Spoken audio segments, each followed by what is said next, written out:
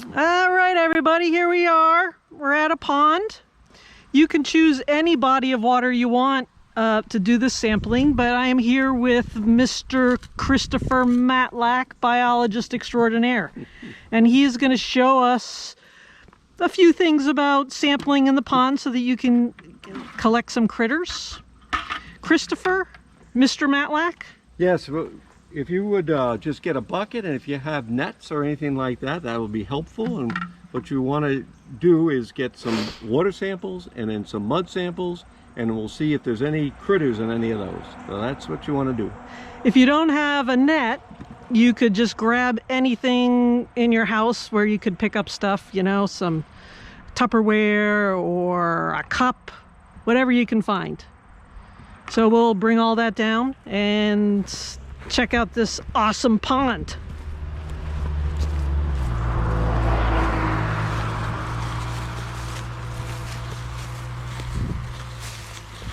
Ooh, look at all the stuff, Christopher. Oh, there's a little frog that's just come over here. Oh, nice. Let's see if we can grab him. Edge all the way down their backs. Oh, maybe if we put him in here, we could see him better.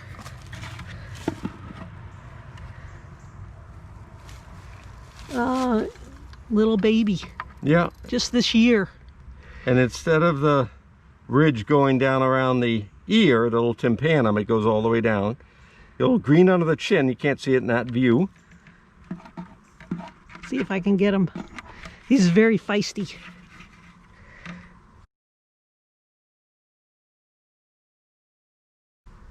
Oh yeah, there's the green around the chin. Good. Oh, good, Miss Stevens. Well, we can probably right let in him the go. poison ivy.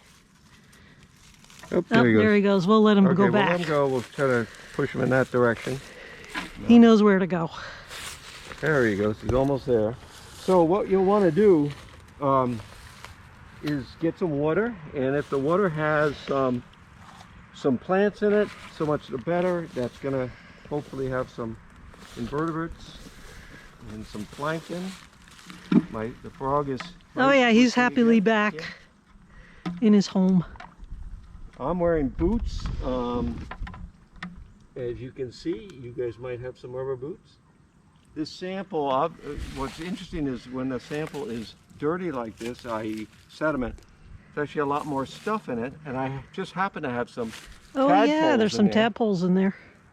Nice. Those will look great under the little microscopes. Yeah. When you look here, you see some green plants, aquatic plants here. Believe it or not, this little green floating plant is like a mini pond lily. It's called lemna or duckweed. It's a flowering plant. They mentioned the duckweed in that article we read about the pond. And ducks eat a lot of it because they can just scoop it up. It's got a tiny little root system.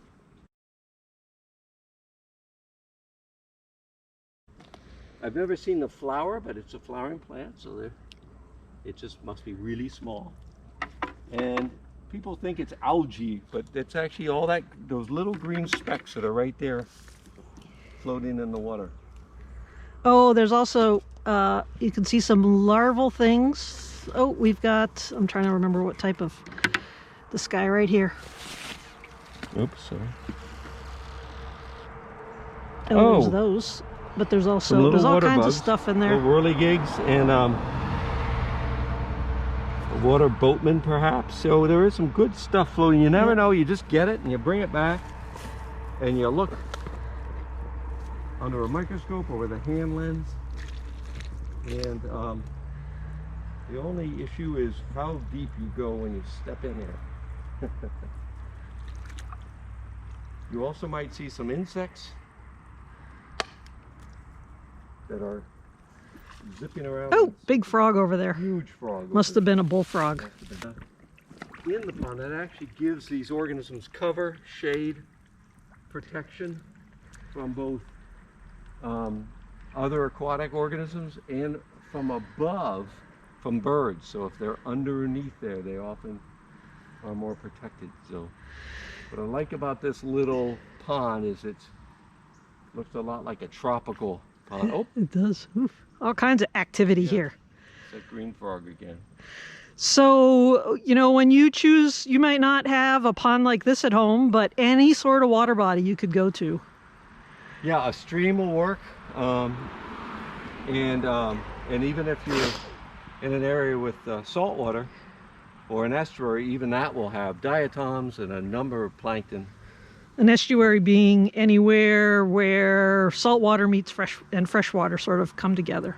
And you people who are familiar with Exeter already know that by the boathouse, we've got the Exeter River dumps into the Squamscott River. The Squamscott River is actually an estuary. It's visited every high tide with salt water, and of course it has all the fresh water from the Exeter River. So you can also just take a net and go through a number of times and then dump. This is operating a bit like what a plankton net would do. So if you have a little aquarium net, something you might have at home, especially if you have an aquarium, and you just go through a number of times and you're just acting like a sieve or a colander, and you get all that stuff and you're concentrating all that stuff. And even dead leaves and things are good because there can be organisms living on the underside. Yeah. I also like to put a little mud in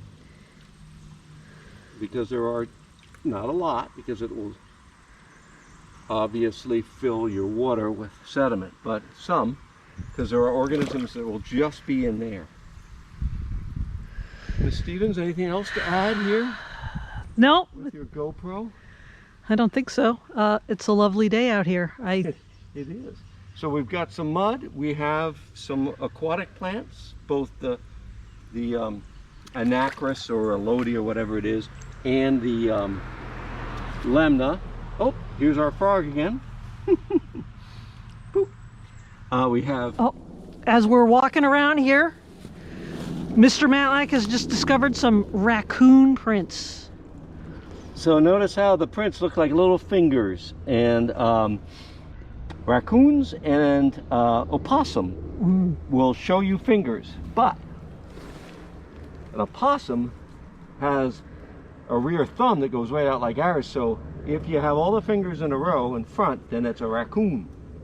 So a little raccoon has come along here, and you can tell why. They're here for the frogs.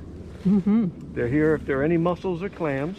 But that's when they're just here in the evening, at night, and they're just doing what we just did. They're looking for pond critters.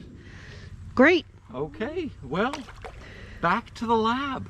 See what we've discovered.